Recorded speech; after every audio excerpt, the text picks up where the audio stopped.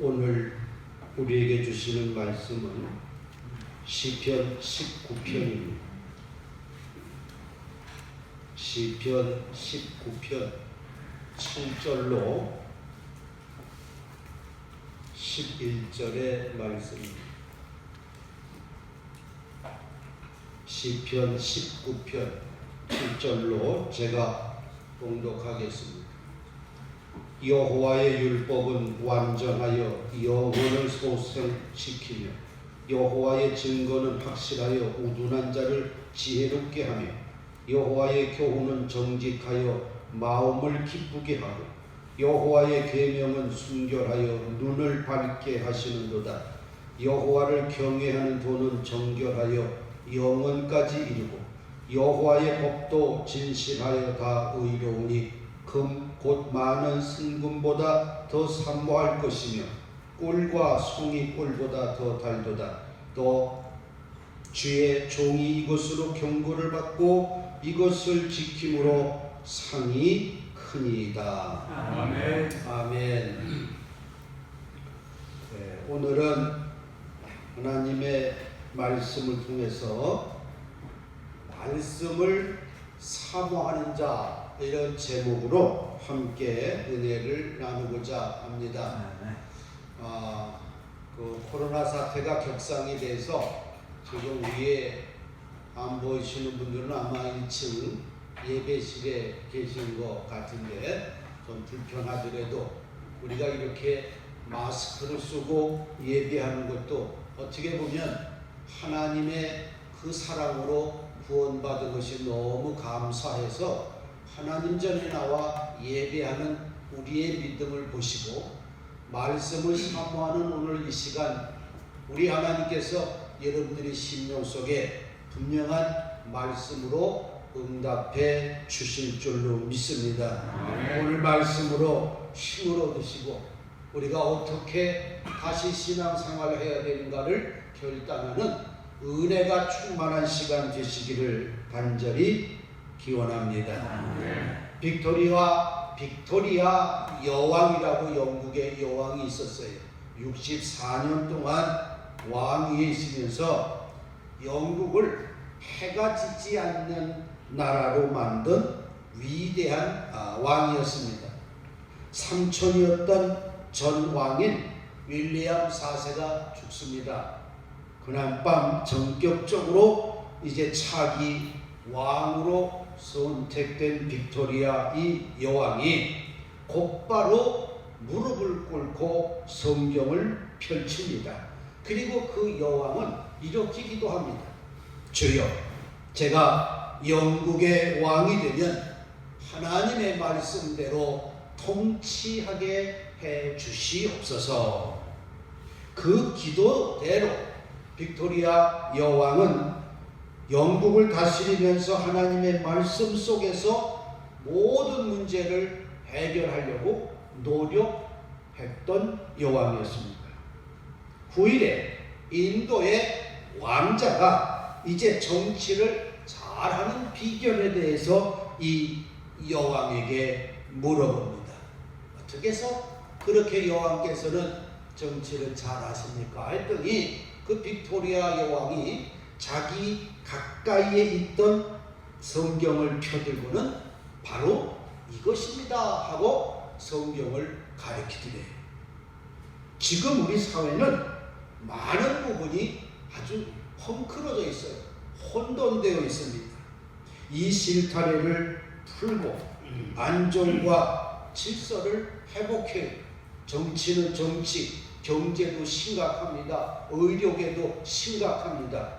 이것을 어떻게 회복할 것인가? 저는 시편 119편 105절에 보면 주의 말씀은 내 발의 등이요 내 길의 빛이니이다.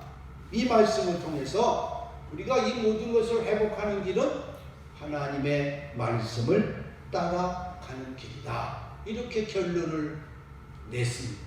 하나님의 말씀을 따라가는 길만이 우리의 문제가 해결되어지는 것이다. 사람을 잔인하게 16명이나 죽인 정말 살인마 김대두 씨가 있어요. 이 사형수들의 수기를 모은 책이 있는데 내 영혼을 받으소서라는 책이 있습니다. 이 책에 이 김대두의 실화가 나와 있는데 사형 집행 전에 마지막으로 할 말이 있느냐라는 집행관의 질문에 이렇게 말합니다. 저는 이미 죽었어야 할 몸이지만 하나님께서 저를 불쌍히 여기셔서 주님을 믿고 구원해 주셨으니 감사할 뿐입니다. 저는 여러분과 영영 이별하는 것이 아니라 하나님 나라에 가서 다시 만날 것입니다. 목사님 그동안 은혜 많이 받았습니다. 감사합니다. 라고 말합니다. 이 사형 집행 현장에 같이 있었던 목사님이 누가복음 23장 42절 이하의 말씀, 예수여 당신의 나라에 임할 때에 나를 생각하소서 하니 예수께서 이르시되 내가 진실로 내게 이르노니 오늘 내가 나와 함께 낙원에 있으리라 하는 말씀을 읽어주니까 이 김대두 사형수가 뜨거운 눈물을 흘리며 큰 소리로 아멘을 외쳤고 찬송을 부르며 평화롭게 천국을 갔다는 그런 내용이 책에 나와 있어요. 세상이 김대두는 살인마다. 그래서 어떤 이는 저 사람은 구원받는 것도 안 된다 할 정도로 극악무도한 사람이었지만 그가 옥중에서 하나님의 말씀을 받아 예수님을 만납니다. 그리고 산 소망을 얻게 돼요. 비록 이 땅에서 죄를 져서 죽지만 그의 영혼은 그의 잘못을 뉘우치고 주님을 영접하여 구원을 얻게 됩니다. 여러분 16명을 죽인 그 살인마가 어떻게 마음이 변화가 되었을까? 바로 그 김대두를 변화시킨 것은 하나님의 말씀의 능력이었다. 아무도 변화시킬 수 없어요. 저 자신도 여러분 자신도 누구도 변화시키지 못합니다. 오직 하나님의 말씀의 능력만이 우리 자신을 변화시킬 수 있어요. 오늘날 이 시대에 위기다 이렇게 말해요. 진정한 위기가 뭘까? 여러분 많은 위기가 있지만 가장 위기는 말씀에 대한 무지예요. 정치, 경제, 사회 모든 분야에 비록 박식하다 할지라도 하나님의 말씀에 무지하다고 하면 그를 불쌍히 여기게 됩니다. 그래서 아모스 8장 11절에 보면 아모스 선지자는 이 시대의 위기를 이렇게 경고해요. 보라, 날이 이를지라 내가 기근을 땅에 보내리니 양식이 없어 주림이 아니며 물이 없어 가람이 아니요 여호와의 말씀을 듣지 못한 기간이라. 양식과 물이 없어서가 아니라 하나님의 말씀을 듣지 못함으로 인하여 기근을 당한다, 위기를 당한다, 그런 얘기예요. 그래서 우리가 하나님의 자녀로 살아가는 우리들은 매일매일 전쟁을 치른다 그러잖아요. 영적 전쟁을 치른다 그럽니다. 그런데 이 영적인 전쟁을 치르는 매일매일의 삶 속에서 하나님의 말씀이 얼마나 중요한지 성경에 보면 예수님의 시험 또 전신갑주 비유를 보면 알 수 있어요. 마태복음 4장 1절 이하에 예수님의 3번 받은 시험도 다 사탄으로 받은 유혹인데 주님께서 말씀으로 다 물리쳤어요. 그래서 사도 바울은 에베소서 6장 17절에 말씀을 뭐라고 비유했냐면 성령의 검이다 그랬어요. 에베소서 6장 10절 이하에 전신갑주의 비유가 나오는데 이 말씀을 전신갑주를 가만히 보면요, 다른 모든 무기는 방어 무기예요. 다 창이라든가 흉배라든가 자기의 몸을 다 막는 방어용이에요. 그런데 유독 검만이 공격용 무기. 말씀만이 공격하는 데 쓰는 무기란 말이에요. 그러니까 너희는 전신갑주를 입으라 그러셨는데 다 방어용이에요. 그런데 딱 하나 공격용으로 무기를 하나 가지라고 했는데 그게 뭐냐면 하나님의 말씀이에요. 그러니까 우리 성도들은 하나님의 말씀을 깊이 연구하고 묵상해야 돼요.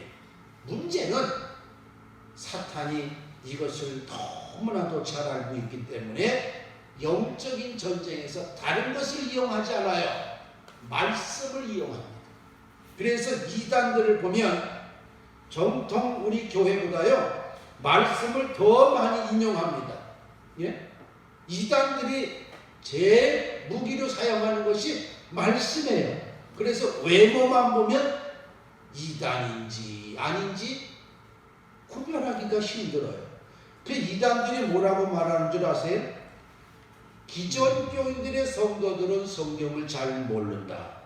그러므로 그 사람들 앞에서는 성경만 인용하면 두 손 든다 이래요.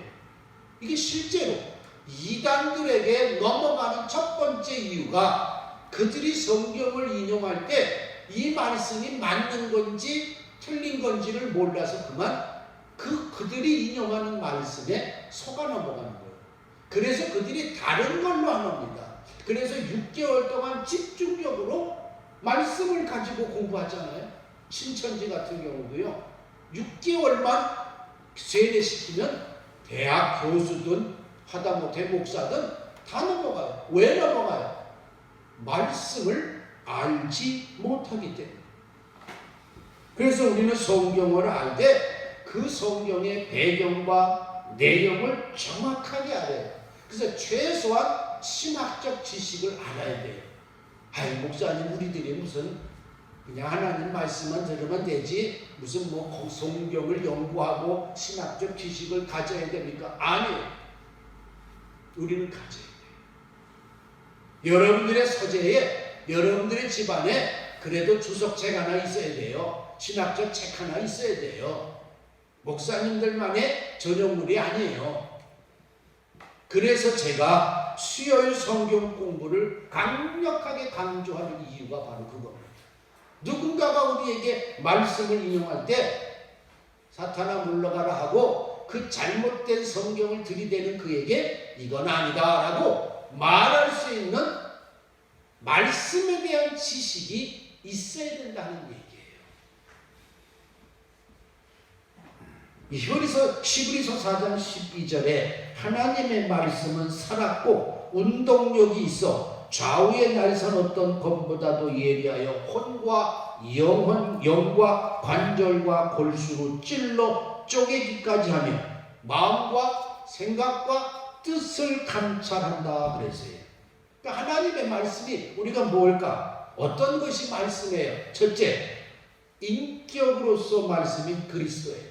예수님이 우리에게 말씀이 되고 두 번째, 이 기록된 성경의 말씀이 바로 우리에겐 말씀이 되는 거예요. 이 성경의 말씀. 세 번째가 선포되어지는 말씀인 설교예요.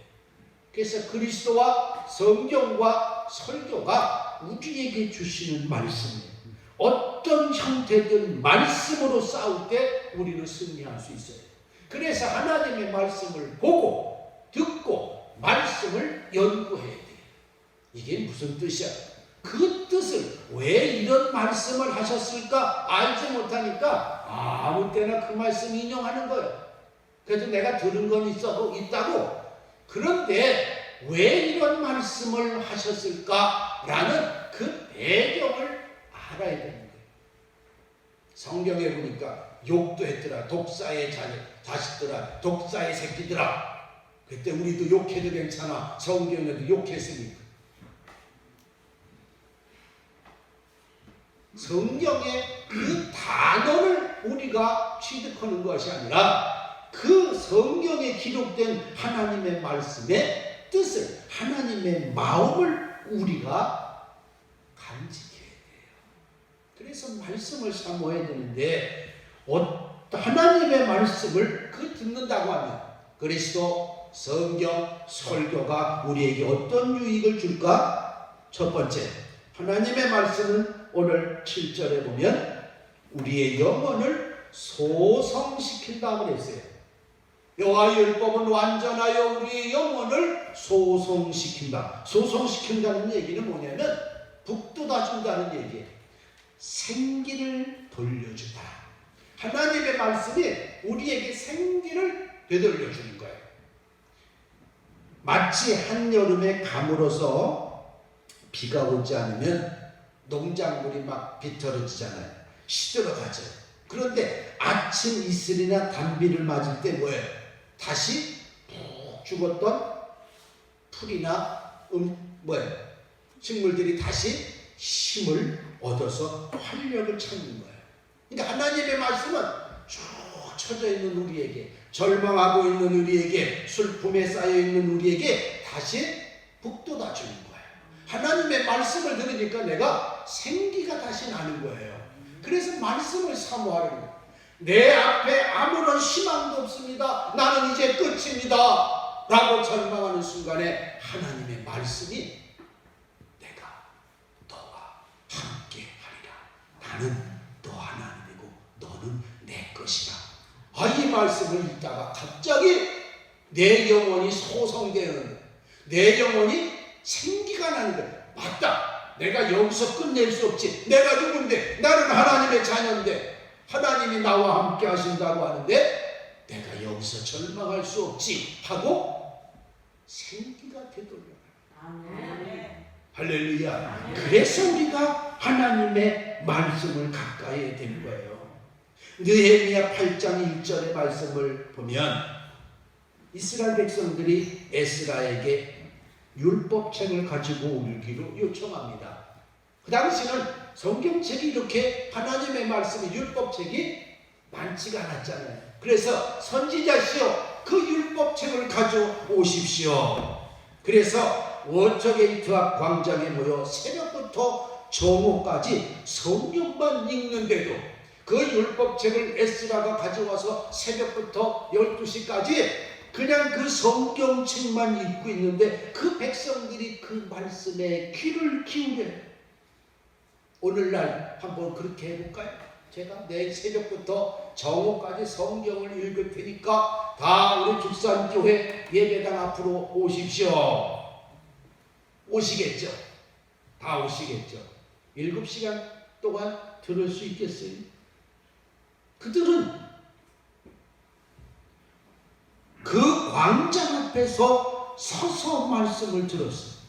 거의 7시간을 서서 말씀을 들으면서도 에스라가 읽어주는 그 말씀에 귀를 기울여 그 다음날에도 말씀을 듣기 위해서 에스라 앞에 모입니다. 다른 이유가 없어요. 선지자시여 그 율법을 우리에게 들려주십시오. 알았어. 새벽부터 거의 7시간을 서서 그 말씀을 들어요. 그 다음날도 모입니다. 왜? 말씀에 대한 갈증이 있었던 거예요. 여러분, 개인적으로나 교회적으로도요, 말씀에 대한 갈증이 있을 때 부흥이 있고 축복이 있는 겁니다. 다른 것 없어요. 내 영이 새로워지려면 말씀이 내 안에 들어와야 돼요. 말씀을 사모해야 돼요. 내가 내 영혼이 잘 되기 위해서는 말씀을 사모해야 됩니다. 그 교회의 영적인 수준과 개인의 영혼의 영성을 어떻게 알 수 있을까? 죽산교회가 영적으로 그 교회의 영적으로 수준이 어느 정도냐? 그리고 저 성도님의 영혼의 그 영성, 영적 수준이 어느 정도냐?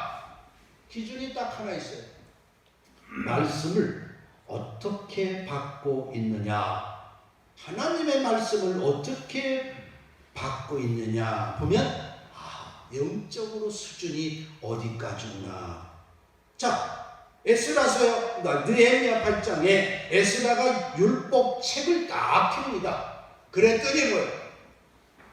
그 앞에 있던 광장에 있던 사람들이 다 일어납니다. 모든 백성이 일어나요.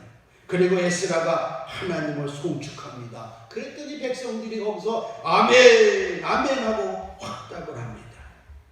말씀에 아멘의 심령으로 화답하고 그 말씀의 권위를 높이니까 하나님께서 역사하시는 거예요. 예?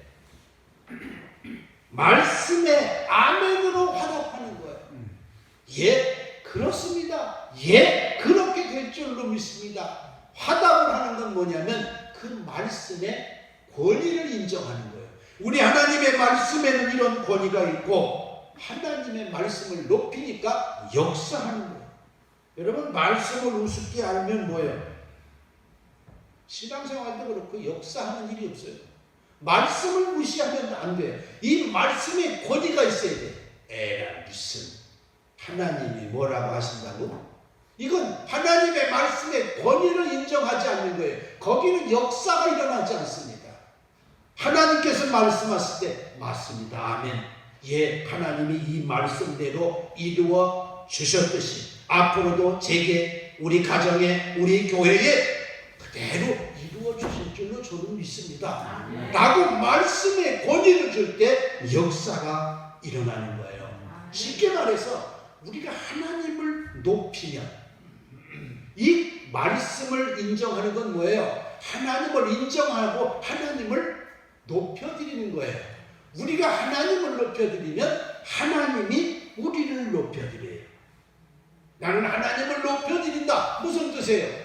하나님의 말씀을 높여드린다는 거예요. 하나님의 말씀을 높여드린다는 건 뭐예요? 하나님의 말씀을 가슴에 담고 하나님의 말씀대로 살아가는 거예요. 그게 권위예요. 인정한다는 거예요. 부모님이 자녀에게 뭐라고 했다. 알았어요? 해놓고 안 해.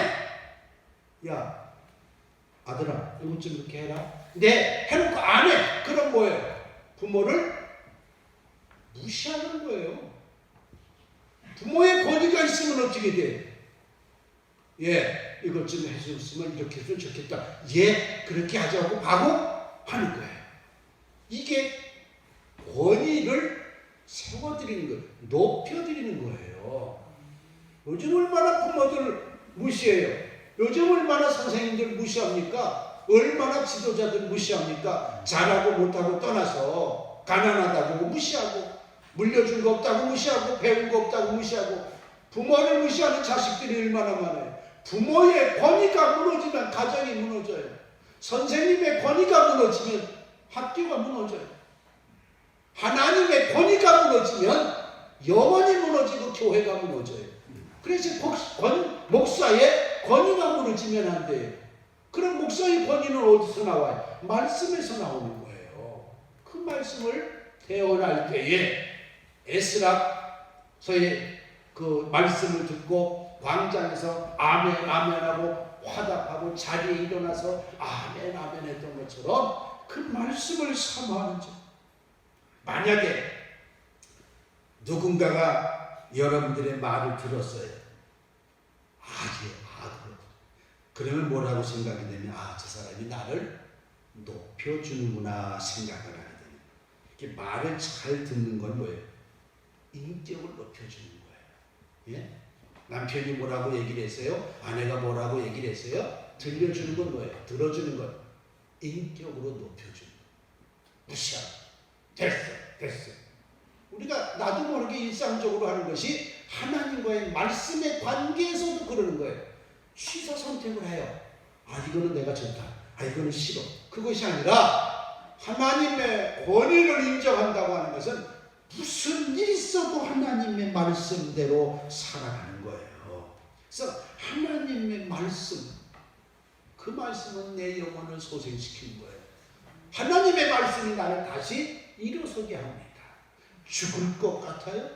말씀으로 하나님의 말씀이 내 안에 들어오면 그 말씀이 나로 살려고 인도하세요. 살게끔 인도하세요. 사는 길을 보여주셔요. 해결의 길로 우리를 인도하신다는 얘기예요. 그래서 하나님의 말씀을 우리가 알아야 돼요. 하나님의 말씀 배워야 돼요. 예? 그냥 2년 동안 나오세요 해도 안 나오는 거. 이제 지쳤어. 그래도 또 할 거예요. 왜? 언제 끝날지 모르지만 그래도 한 가지라도 하나님의 말씀을 부여잡고 그 말씀대로 살아가기 위해서는 우리가 말씀을 배워야 돼요. 그래서 수요일 날 나와서 성경 공부하시라는 거예요. 다 아시면 괜찮지만 모르잖아요. 해결할 문제가 너무나도 많은데 어떡할까 고민해요. 방법은 말씀에 있어요. 해답은 말씀에 있어요. 이 말씀이 내 영혼을 소성시킨다. 내 영혼에 생기를 북돋아준다는 얘기예요. 하나님의 말씀을 잘 듣는 자 되시기를 바랍니다. 하나님을 높이는 자가 하나님께서 우리를 높여주셔요. 내가 하나님의 말씀을 잘 들을 때에 하나님께서는 내가 하나님만 해도 우리의 모든 것을 아시는 하나님께서 알았어. 마치 이와 같은 관계예요. 그러니까 말씀을 사모하시기를 바랍니다.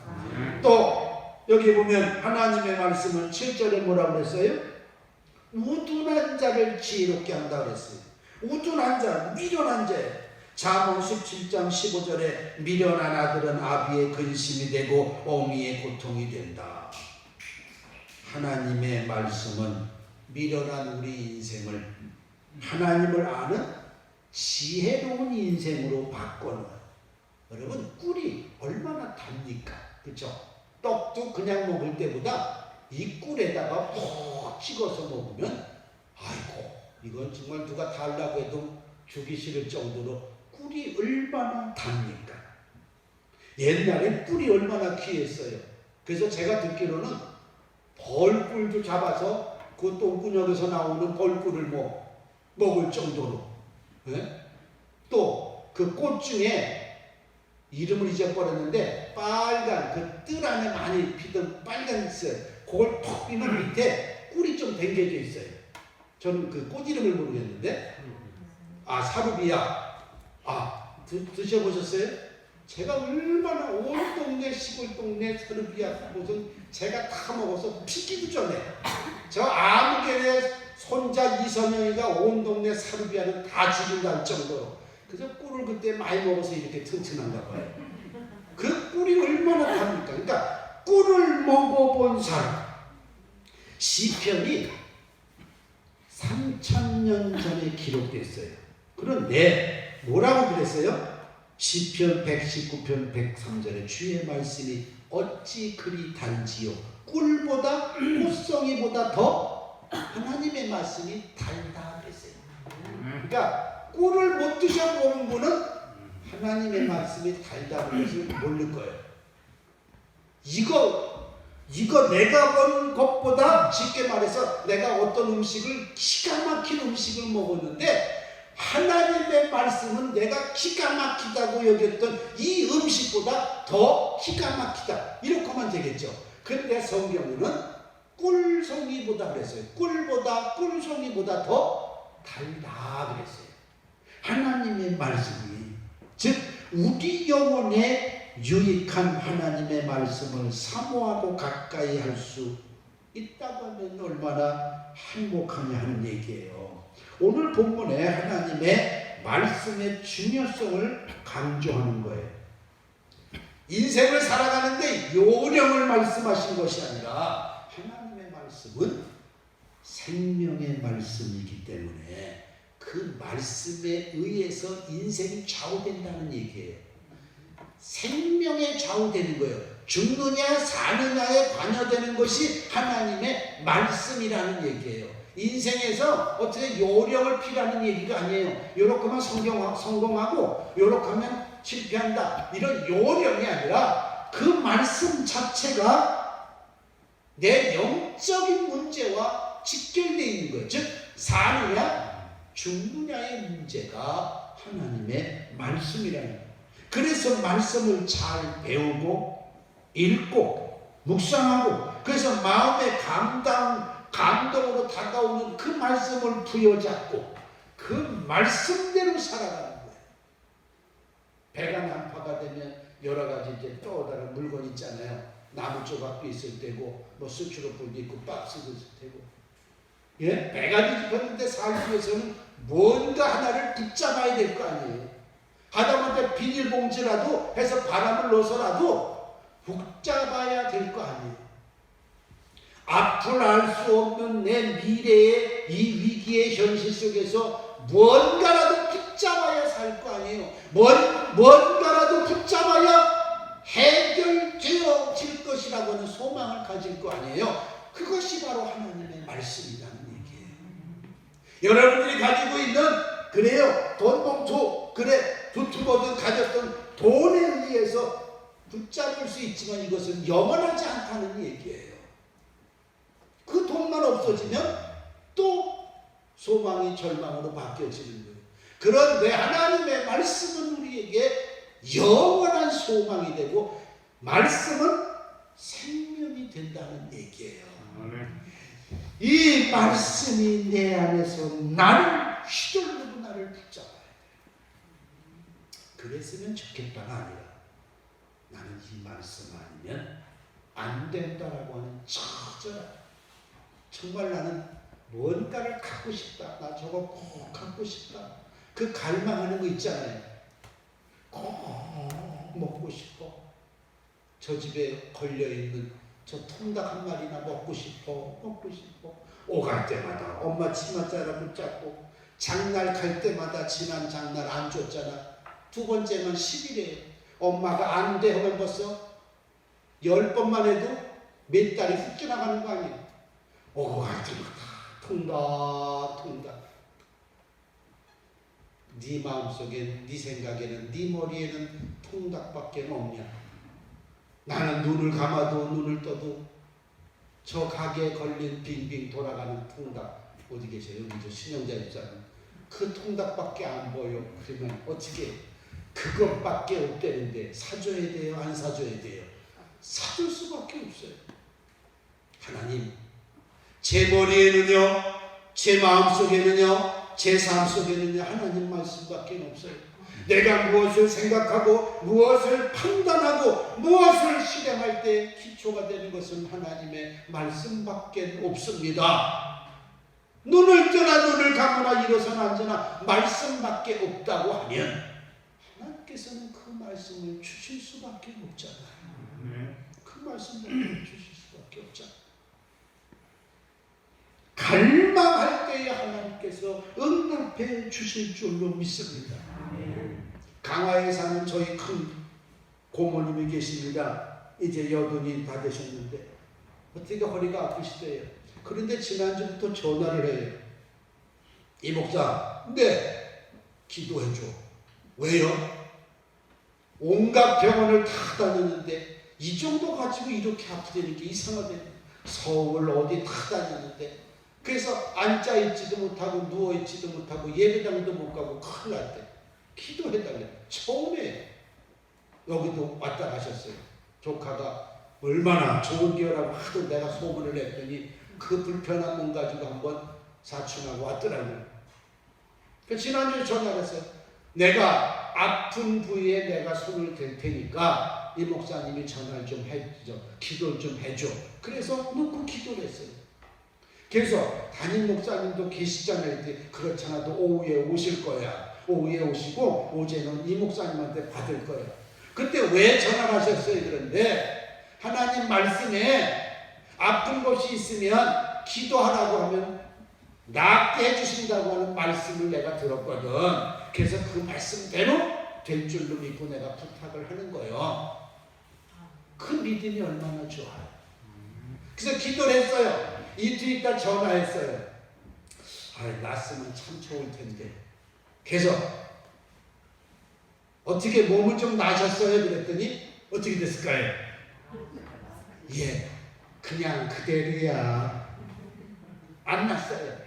그러면 아픈 부위에 또 손을 댈 테니까 한 번만 더 해줘. 그래서 또 엊그제 또 해줬어요. 그래 끊고 나서 부모님 바로 낫지 않아도 언젠가는 그 말씀 때문에 기억이 나서 저한테 기도를 부탁을 했고 또 목사님 부탁을 담임 목사님께 하셨으니까 그 믿음만 변치 않으시고 이제는 아프실 때마다 고모님이 아픈 부위에 손을 얹고 기도하세요. 그러면 첫째는 고쳐주실 줄로 믿고 둘째는 고통을 이길 수 있는 힘을 주실 줄로 믿습니다. 그랬어요. 끊고 나서 그 하나님의 약속의 말씀을 믿은 거예요. 아프냐? 내가 기도하면 고쳐줄게. 그러니까 이 말씀을 고모님은 당신은 마음판에 새긴 거예요. 여러분이 행여나 아프세요? 힘드세요? 괴로우세요? 말씀을 부여잡으세요. 내가 해줄게. 너는 내 것이야. 나는 너의 하나님이라 말씀하셨잖아요. 내 것이 되시는, 나의 주인이 되시는 하나님, 내가 몸이 아파요. 내가 마음이 아파요. 기도하세요. 하나님의 말씀대로 믿고 기도합니다. 하나님, 그러니 책임져 주세요. 이것이 말씀을 사모하는 자, 하나님의 자녀들이 볼 수 있는 특권이에요. 특권. 옛날 임금이 있었어요. 백성의 마음을 알아보고자 사람들의 발길이 잦은 그 길 한복판에 커다란 돌을 갖다 놓고 왕이 숨어서 이렇게 지켜봤대요. 근데 지나가는 사람들은 그저 커다란 돌이 길 한가운데 있으니까 투덜투덜거리고 돌에 걸려 넘어질 뻔해서 욕을 하고 심장 그냥 지나가더래요. 그런데 어느 채소장수 노인이 마차를 타고 오다가 돌을 보고는 마차에서 내려서 그냥 끙끙대고 힘들게 돌을 치웠대요. 그런데 웬일입니까? 그 밑에는 황금덩이가 놓여있대요. 그리고 편지가 그 옆에 있었는데 편지가 뭐냐? 누구든지 이 돌을 치우는 자가 이 금덩이의 주인이 될 것입니다. 임금으로부터. 그냥 이야기예요. 인간의 행복은 무엇일까를 생각해 봅니다. 우리가 행복하기를 원하는데 우리의 행복은 어디서 올까? 우연히 길에 행복을 만나면 행복한 것이고 원치 않는 고난을 당하면 불행한 것일까? 환경을 떠나서 살 수는 없지만 문제는 환경이 아니구나. 어떤 환경이든 그 환경을 임하는 자세가 중요하구나. 여러분, 복된 환경을 만나도 복된 인격이 없으면 그건 복이 아니고 화입니다. 돈 많은 집안의 아들로 태어나서요. 근데 그 자녀가 인격이 없으면 그가 가지고 있는 부모님의 재산은 복이 아니라 화가 되는 거예요. 마지막으로 미국에 이런 농담이 있대요.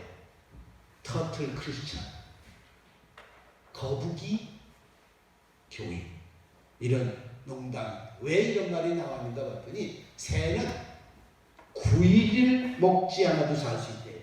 사람은 12일. 그런데 특히 여자는 일주일을 더 산대요. 그래서 여자들이 독해요. 남자보다. 12일을 안 먹고서. 개는 20일간 견딘대. 그런데 거북이는 500일을 견딜 수 있대요. 그래서 그 말이 나오는 거예요. 참다운 양식인 하나님 말씀 없이 사는 성도를 거북이 크리스찬이다. 미국에서 이제 농담으로 하는 얘기. 자, 농담이지만 우리는 매일 말씀을 먹어야 합니다. 매일 말씀을 사모하시기 바랍니다. 지금 최은혜 권사님, 유옥희 권사님 두 분이 로마서 필사했다고 가져오셨어요. 나머지는 쭉 또 필사하시는 분도 계시지만 이렇게 말씀을 사모하는 자, 오직 살아계신 하나님의 말씀만을 의지해서 은혜 안에 거하시기를 바랍니다. 로마서 썼으니까 나는 자유다. 그런 분 계셔요? 웃는 거 보니까 또 최 권사님 그렇구만. 숙제다 생각하지 마시고 이어서 쓰세요. 정말 그랬어요? 나는 숙제 끝? 아니에요. 하나님의 말씀은 매일매일 영의 양식입니다. 그 말씀을 먹을 때마다, 말씀을 부여잡을 때마다 내 영혼이 다시 북돋아지고 생기가 북돋아지고 기쁨이, 오늘 말씀대로 기쁨이 넘치게 되고 눈이 밝아져요. 하나님의 세계를 보는 거예요. 믿음의 세계를 보게 되는 거예요. 그 은혜를 경험하시기 바랍니다. 전교인이 12월 말까지 최소한 천천히, 좋아요, 하루에 한 장을 쓰시든 한 장을 쓰시든 하나님의 말씀, 영의 양식을 드시는 심정으로 쓰시기를 바랍니다. 여러분, 쓰시다가, 읽으시다가, 말씀을 들으시다가 놀라운 역사를 경험하게 되실 줄로 믿습니다. 기도하겠습니다. 진리가 되시는 하나님, 말씀을 통해 저희들의 영혼이 소성케 되고 우리가 지혜로운 삶을 살게 하여 주옵소서. 우리가 하나님의 말씀을 사모하는 열정을 주시옵소서. 그 말씀이 꿀보다 더 달게 느끼도록 은총 베풀어 주옵소서. 하나님의 말씀이 아직 하나님을 모르는 사람들의 가슴 속에서 살아 역사하게 되기를 원합니다.